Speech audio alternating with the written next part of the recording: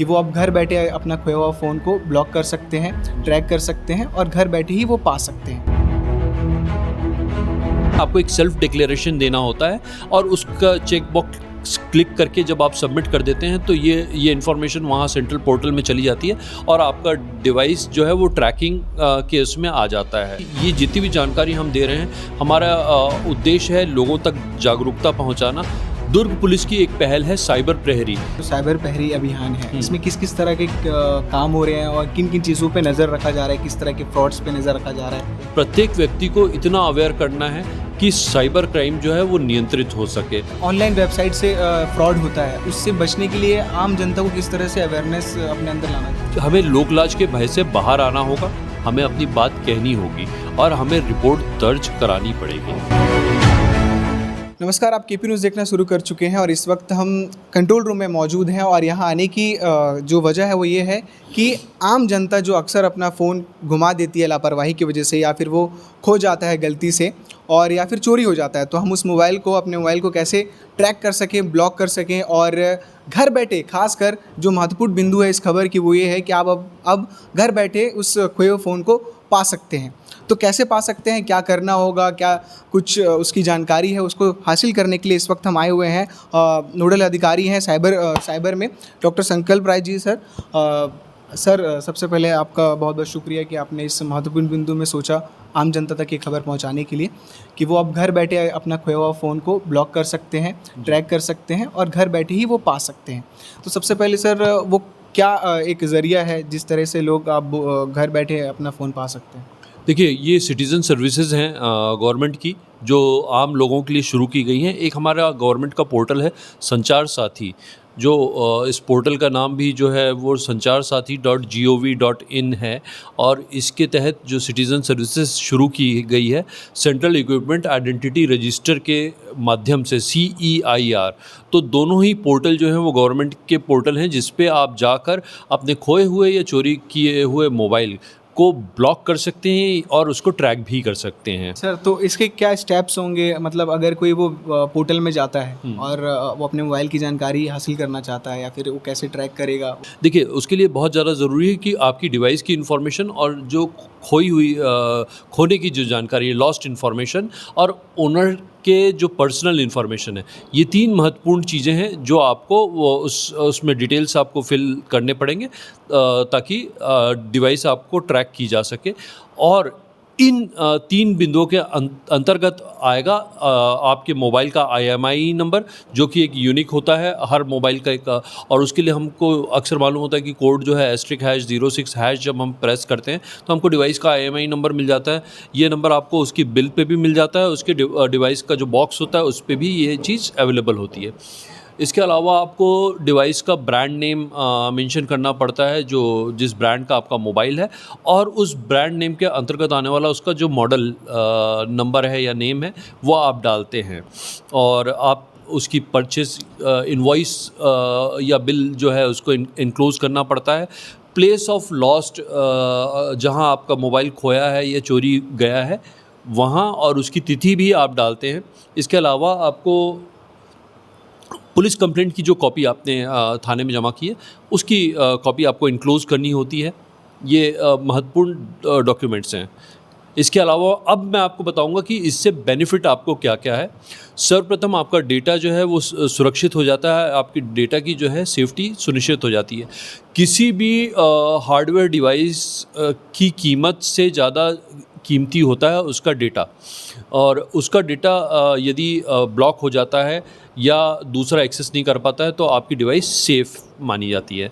इसके अलावा आपको एक शिकायत की प्रति, आपके पास ऑफिशियल डॉक्यूमेंटेड कॉपी आपके पास हमेशा मौजूद होती है।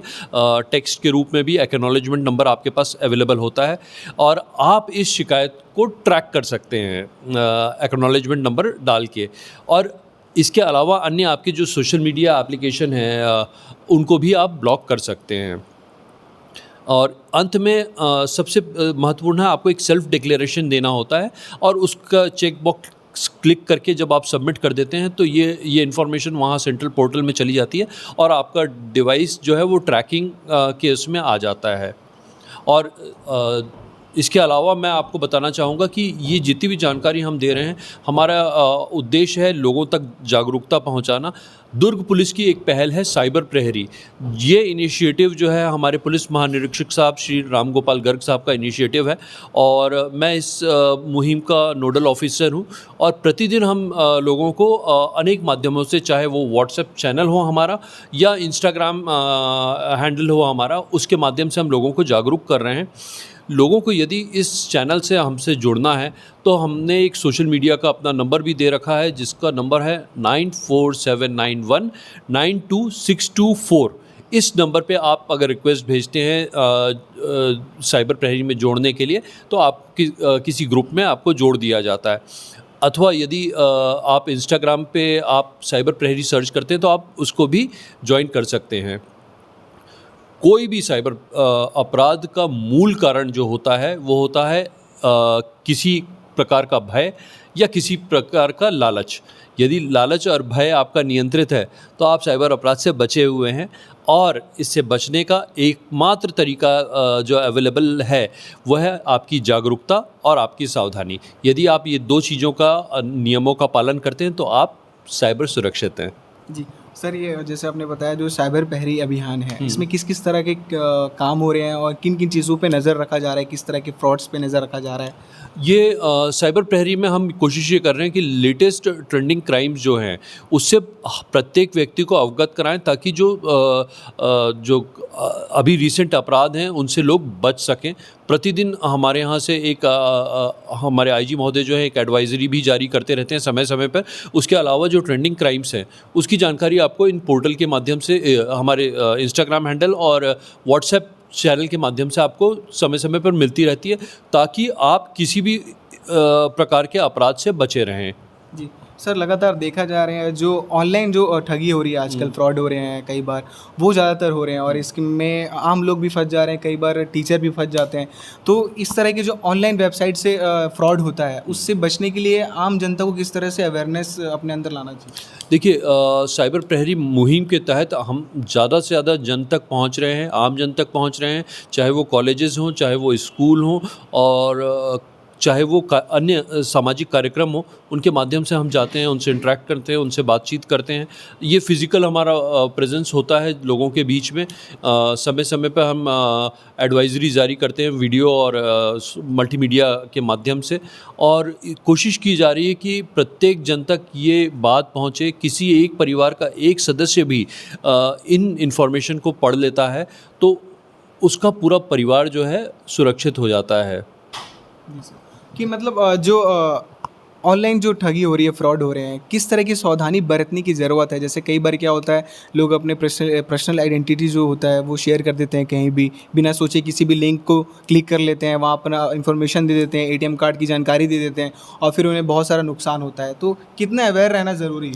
देखिए, जो अपन कहते हैं कि आपके न्यूज़ चैनल के माध्यम से भी मैं ये बताना चाहूँगा कि आपका मुख्य उद्देश्य है समाचार प्रस्तुत करना और समाचार का उद्देश्य होता है कि आदमी जागरूक हो जाए। हम बचपन में पढ़ते हैं कि समाचारस्य पत्रम नित्यम पठति मानवा ज्ञाने वृद्धि भवेतस्य समग्र भवति पंडितः। यहाँ पंडित का अर्थ जो है विद्वान से है। उसी प्रकार जब आप चीज़ों की जानकारी ले लेते हैं, आपको अपराध के बारे में जागरूकता होती है और समझ होती है, आप सावधान रहते हैं तो आपके साथ अपराध घटित नहीं होता है। यदि आप किसी भूलवश, भयवश या असावधानीवश या लालचवश यदि आप ट्रैप हो जाते हैं तो आपको लोगों की मदद लेनी चाहिए। आप सोसाइटी में आप सीधे किसी पुलिस अधिकारी से संपर्क कर सकते हैं, किसी जागरूक पत्रकार से भी बात कर सकते हैं, किसी एडवोकेट से बात कर सकते हैं। इसी प्रकार हमको यदि कोई छोटा बच्चा है, यदि उसको ऐसा लगता है कि वो बुलिंग का शिकार है या उसके साथ कोई फ्रॉड हो रहा है तो उसको चाहिए कि वो अपने पेरेंट्स से बात करे। यदि कोई नौजवान है तो उनको चाहिए कि वो अपने मित्रों से और इसको लोक लाज का भय छोड़कर सीधे किसी अथॉरिटी से बात करके अपनी समस्याओं का निदान करें। आप लोग की और क्या तैयारी है सर? आगे साइबर जो क्राइम बढ़ रहे हैं या फिर हो रहे हैं, आप तो लगातार लगे हुए हैं, उसे और कंट्रोल करने के लिए और नई चीज़ की जा रही है? देखिए नई चीज़ों में अभी तो फ़िलहाल ये है कि ज़्यादा से ज़्यादा तर लोगों तक पहुंचना है और उनको प्रत्येक व्यक्ति को इतना अवेयर करना है कि साइबर क्राइम जो है वो नियंत्रित हो सके। जिस प्रकार से साइबर अपराध का ग्राफ बढ़ रहा है देश में प्रतिदिन, कोविड के बाद से अक्सर देखा गया है जब से लोगों ने अपने जॉब लूज़ किए हैं और काफ़ी लोग ठगी में इन्वॉल्व हो गए हैं। ईज़ी मनी की अपेक्षा है लोगों की, तो ऐसे भटके हुए लोगों के लिए भी कुछ ना कुछ संदेश चला जाए कि पुलिस आपके लिए अवेयर है एंड वो लोगों को अवेयर कर रही है और आपके लिए सख्ती है। तो दोनों ही तरीक़ों से कोशिश की जा रही है ट्रैक करने की, बट किसी भी अपराध का बचाव कर लेना ही सबसे बड़ा प्रिवेंशन होता है। कोई व्यक्ति है सर, वो साइबर क्राइम में मतलब उस साइबर क्राइम हो गया उसके साथ और वो झिझक रहा है कि मैं कैसे कंप्लेन करूं, कैसे जाऊं सर के पास, कैसे बताऊं, क्या इन्फॉर्मेशन दूं, मेरे से गलती हो गई है, मैं इस चीज़ के बीच में इन्वॉल्व हो गया और फंस गया, तो उनके लिए आपका क्या मैसेज है? देखिए एक हमारा राष्ट्रीय टोल फ्री नंबर है 1930 1930। जब भी कोई व्यक्ति किसी भी साइबर ठगी का शिकार होता है तो एक 1930 पे वो कॉल कर सकता है, अपनी समस्या को उनके साथ शेयर कर सकता है इमीडिएट। जैसे कि मैंने ये CEIR पोर्टल, ये संचार साथी के बारे में बताया, उसी प्रकार ये इस राष्ट्रीय पोर्टल पर cybercrime.gov.in पर आप लॉगिन कर सकते हैं, अपनी बात रख सकते हैं, आपको तुरंत एक्नॉलेजमेंट मिलता है, आपकी शिकायत ट्रैक की जाती है और आपकी शिकायत पर कार्रवाई ही होती है।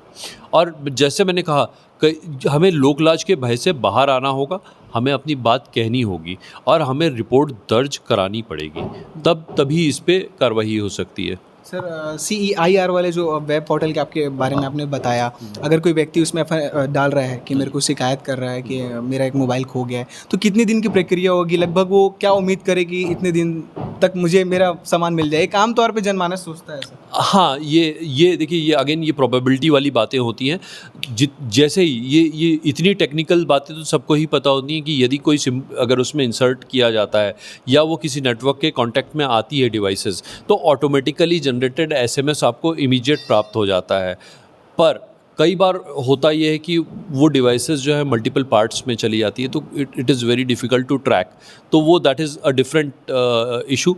तो मेरा गुजारिश यही रहता है कि हमें पोर्टल पे शिकायत ज़रूर करनी चाहिए यदि उस डिवाइस पे यदि कोई सिम या नेटवर्क अवेलेबल हो जाता है तो उसको ट्रैक किया जा सकता है। सर और कोई ऐसा इन्फॉर्मेशन आपकी तरफ से आम जनमानस के लिए हमारे चैनल के माध्यम से मैसेज देना चाहते कई बार कई लोग जो हैं अभी रिसेंटली सेक्सटॉर्शन के बड़े शिकार हो रहे हैं। किसी लोन ऐप के माध्यम से किसी ने लोन को सर्च भी किया तो उनका डेटा किसी के पास, सामने वाले के पास चला जाता है।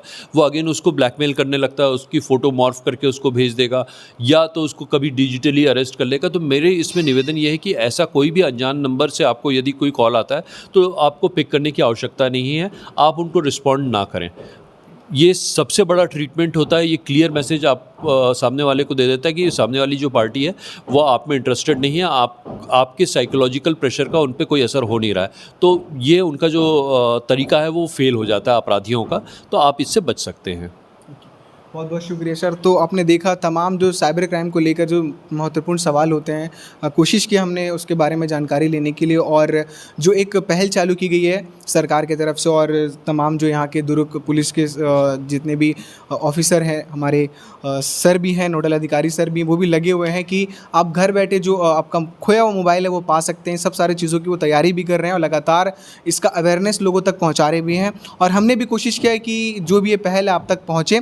तो जो भी कुछ आपको समझ आया होगा आप कमेंट बॉक्स पे ज़रूर बताइएगा। अगर आपका कोई क्वेश्चन होगा कि मेरा मोबाइल गुम चुका है, मैं इसे कैसे प्राप्त करूँ, वो भी आप कमेंट बॉक्स पे हमें मैसेज दे सकते हैं। हम कोशिश करेंगे आपको जवाब देने के लिए। बाकी के अपडेट्स के लिए बने रहिए KP न्यूज़ के साथ। शुक्रिया।